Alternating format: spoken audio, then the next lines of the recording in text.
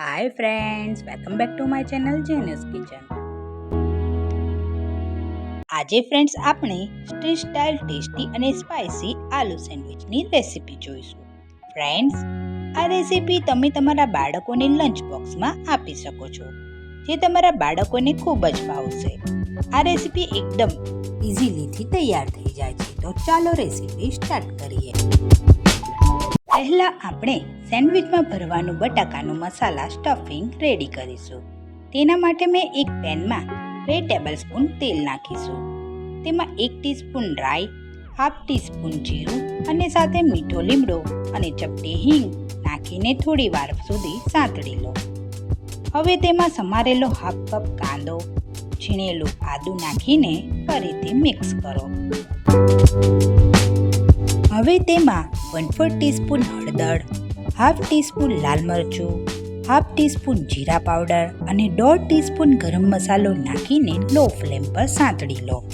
થોડીવાર પછી તેમાં 2 ટેબલસ્પૂન વટાણા ઉમેરો. પછી તેમાં 3 નંગ સ્મેશ કરેલા બટાકા, હાફ ટીસ્પૂન મરી પાવડર અને સ્વાદ અનુસાર મીઠું નાખીને ખૂબ સારી રીતે મિક્સ કરી લો. આપણું સેન્ડવિચનું મસાલેદાર આલુ સ્ટફિંગ રેડી છે. ઉપરથી તેમાં કોથમીર અને લીંબુનો રસ એડ કરો. હવે આ સ્ટફિંગને સેન્ડવિચમાં ભરીશું.